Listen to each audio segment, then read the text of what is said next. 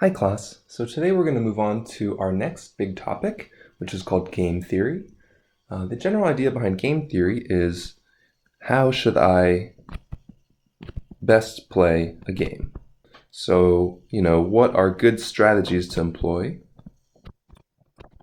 How can I beat my opponent? Or just generally, what decisions should I make given that we have no control over our opponent's choices? Say in a very simple game such as rocks, paper, scissors, right? Is there a best strategy, right? I don't know what my opponent's going to do. I can't make them throw anything I want them to. But is there still a strategy that I can use to try to beat them more often than not? Or what's the best I can do? Maybe there's a game that I just always will end up losing, but is there a way I could lose the least?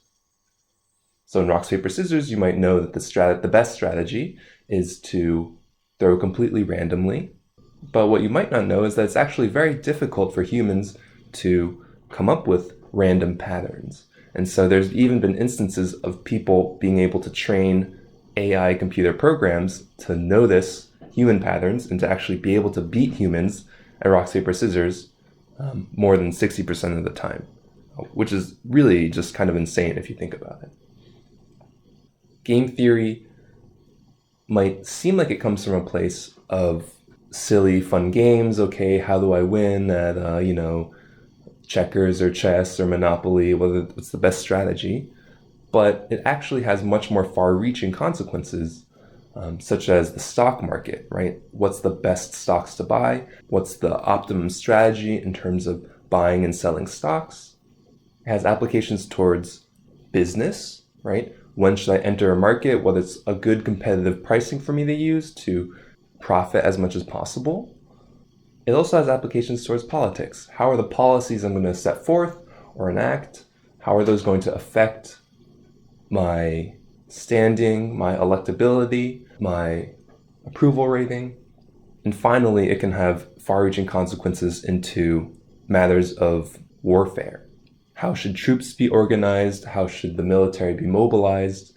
Right? All of these questions are essentially working in the framework of what is a game, right? We have certain rules and players and abilities, and we want to be able to use them and combine them in the best way possible, given that we also have an opponent who also has abilities and rules that they are trying to follow and can try to counter us along the way. So from as simple a game as tic-tac-toe all the way to intense warfare, right? Game theory really is just trying to understand how to make the best decisions you can, given that you also have an opponent who's doing the exact same thing. Game theory is, at its heart, just about, but how do we maximize how well we can do in this game, given that there's other players with competing interests? The first type of game we're going to be looking at is called a zero-sum game. So here's a definition. Zero-sum game is when the payoff to one player is exactly the opposite of the payoff to another player.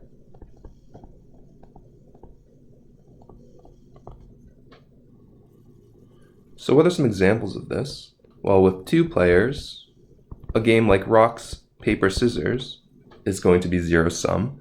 The idea is that whenever you win, it's directly taking away from the other person winning, right? When you win, they lose. Most sports games are zero-sum. The idea being that when you score, it's directly making the other team that much further behind. Some examples for more than two players. Think about a game of poker. Whenever you win money, it came from everybody else who bet in that round. I guess I should be a little bit careful. If you're playing at a casino and they have what's called a rake, then it's not zero-sum.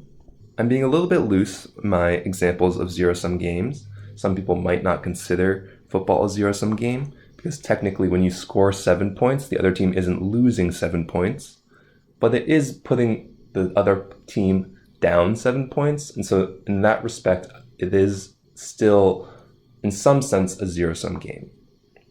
So what I'd like to do now is just introduce you to a kind of fun zero-sum game. It's going to be called Odd and Evens. And just have a short video demonstrating how the game is played, and we're going to talk about it a little bit.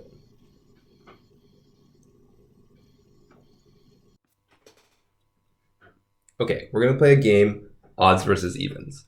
So the first thing we need to do is decide who's going to be odd, who's going to be even. So would you like to be odd or even? Even. Okay. Means I'm odd. Okay, so what we're going to do is we can, on the count of 3, we're going to throw out 1 or 2 fingers. And so if the total number of fingers is odd, then I win, and I win 3 points. And then if the total number is even, then you win. But you win either 2 points or 4 points based on how many fingers are showing. Okay? So we'll do like 1, 2, 3, and then we'll throw out fingers, and we'll see what we win. Okay. So let's just do a couple practice rounds. All right. 1, 2, 3. Ooh, okay. So there's 4 fingers, so you win 4. Okay. So I'll count that as a -4 because I'm going to keep track of my score. All right. So this is -4. Okay. If I win, I'll get a +3. Okay, let's do it again. 1, 2, 3. Okay, you win again, all right? But this time you only win 2, right? Because there were 2 fingers showing. All right, I got it this time. 1, 2, 3. Yes! Okay, so now I get +3.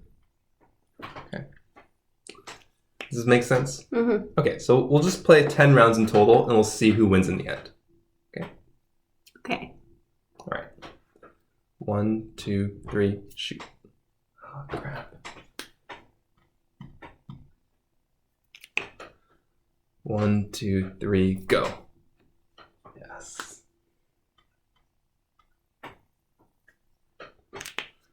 1, 2, 3, go.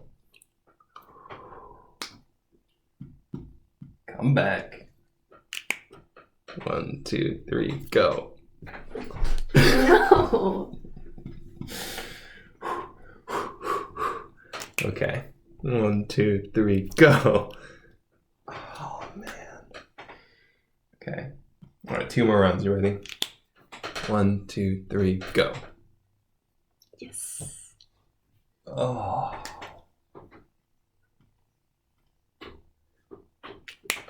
Okay. Last round. 1, 2, 3, go. No! Yay! Oh, man.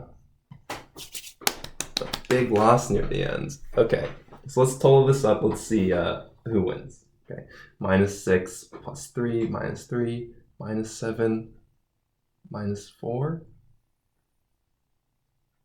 -1 +2 -2. Oh man, -8. Leia wins. Okay. So if you don't mind, I think it'd be interesting to talk about sort of some of the tensions that go on in this game, right? I could definitely see it on your face. You can see it on my face. We're trying to outthink each other. It's ultimately a game of chance, right? Mm-hmm. But there's kind of a little bit of interesting dynamic because of the varied points that you can win, right? So what were some of the choices and decisions that kind of went through your head? Especially like when I started winning like 3 threes in a row, sort of what were you thinking? So I figured it was better for me to win 4 points than 2 points. So I thought at first I should always just throw out 2 fingers. Mm-hmm. But then you seemed to realize I was always throwing out 2 fingers. So then I had to switch it up. Yeah. So for me, I was in the beginning, right? I started out throwing 2 because I thought, maybe she'll know that like I'm gonna think she's throwing 2 because she wants the big points. So she'll throw 1 and then I'll throw 2 and then it'll be 3, right? So I'm always trying to do the opposite of what you're doing. And I know that since you want those big points, you're probably going to go 2 a lot. Mm-hmm. And so that's sort of when I started switching. So I switched to 1 here, right? But you matched me, which was frustrating. I didn't want you to know I had that strategy yet. Yeah. And then I kind of got it here. I got you. This one felt good, the third one. Mm-hmm. It was just 1 versus 2 3 times in a row. And then, okay, and then you switched it up here, right? You threw one, so then you lost. And then so I figured that like you were sort of picking up on the strategy, and so I was like, okay, I'm going to switch back to 2 because she's going to think I'm going to do 1, right? So it's weird because I'm incentivized to throw 1, right? Because I don't want to lose 4 points, and you're incentivized to throw 2, right? Because you want to win 4 points. But because we sort of control who wins based on what we throw versus what they throw, there's sort of this interesting dynamic. Cool. So it's like a little bit different than rocks, paper, scissors, right? It sort of does feel like rocks, paper, scissors, right? We're just trying to outthink the person. It's all luck based. But what kind of makes this game a little bit interesting is that both people have a slight incentive to do one thing. So it's like if you're playing rocks, paper, scissors, but like you really, really like rock, right? Versus you're playing someone who like really, really likes paper, right? Like if you know that about them, then you might change your strategy. And so this sort of game kind of takes those pressures into account and makes it a little bit more of a dynamic game. Cool. Cool. Okay, so for today's worksheet, I'm going to have you play this game yourself, just with someone you're stuck at home with. I figure most people are probably bored enough that they'll be willing to play any sort of game with you. So you're going to go ahead and play the game yourself. What I'd like to introduce this lecture is tools that we can use to analyze these zero-sum games. So the first tool that we can use is called a payoff matrix. So what is a payoff matrix? A payoff matrix is a grid of numbers that shows each possible outcome for a game, as well as the payoff in each scenario. So let's do a simple case. I'll show you a payoff matrix for rocks, paper, scissors. So on the left, we'll have player 1, and we'll write out player 1's 3 choices. They could choose rock, they could choose paper, or they could choose scissors. And along the top, we'll have player 2, and they can also choose rock, paper, and scissors. So you'll notice that player 1's options are written across as rows, and player 2's options are written across as columns. And now we're just going to create a matrix in here that shows the payoff in each case. So for instance, this first square up here corresponds to both players playing rock. And so what happens if both players play rock? Well, then they'll tie. The next box over is showing player 1 playing rock versus player 2 playing paper. So what's going to happen in that case? Player 1 will lose, and so maybe they'll lose 1 point. Finally, in this last cell across the top, we have player 1 playing rock, player 2 playing scissors, in which case player 1 wins. Great. So they'll get 1 point, plus 1. Notice that the scores that I'm writing here is always relative to player 1. The games being zero-sum means that this is enough for me to write down, right? -1 for player 1 is the same as +1 for player 2. +1 for player 1 is the same as -1 for player 2. So I just need to write down the score that one player is getting, and we know what scores both players are getting. That's why when we were playing the game of odds and even before, we didn't need to worry about keeping track of each of our individual scores. We could just keep track of the running total of my score, including pluses and minuses, and the fact that we ended up with a -8 at the end meant that I lost by 8 points, or that Leah beat me by 8 points. Okay, let's go ahead and finish the rest of this payoff matrix. If player 1 plays paper versus rock, then they'll win. They'll get +1. If they do paper versus paper, they'll both tie. And paper versus scissors, they'll lose. So they'll get -1 point. Scissors versus rock loses. Scissors versus paper wins. And finally, scissors versus scissors ties. So the payoff matrix for rocks, paper, scissors eventually looks like this. Now let's try to make a payoff matrix for odds and evens. Well, first, write player 1 and their choices on the side. They can either throw out 1 finger or 2 fingers. And player 2 could also either throw out one finger or two fingers. Now here, let's assume that player 1 is the odd player, player 2 is the even player. Then what would happen? So if they both throw out one finger, we're going to be in this top left box, and the number will be even.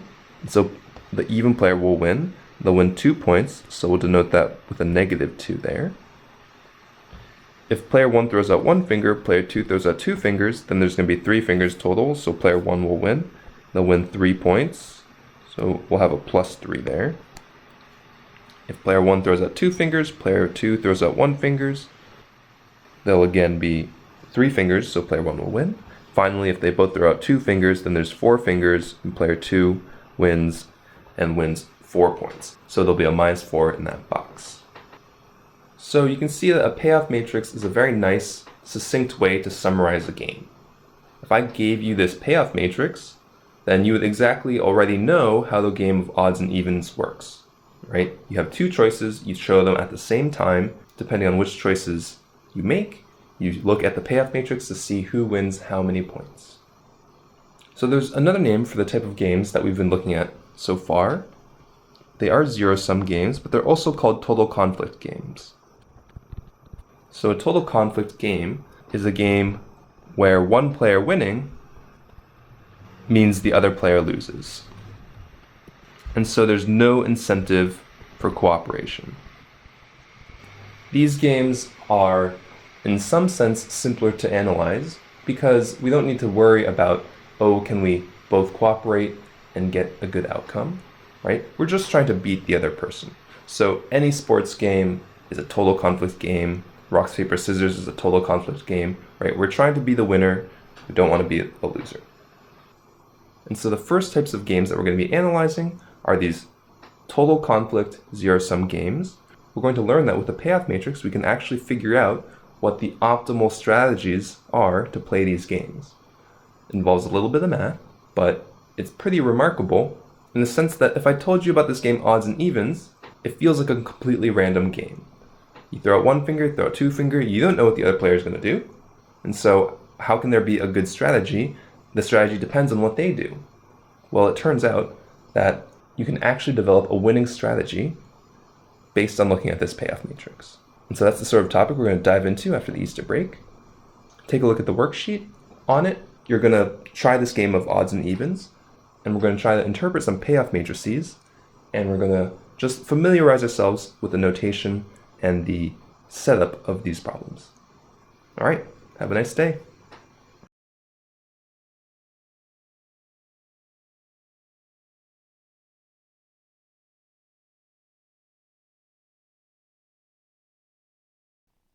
You want to play again? Just for fun? Not really. Do I have to?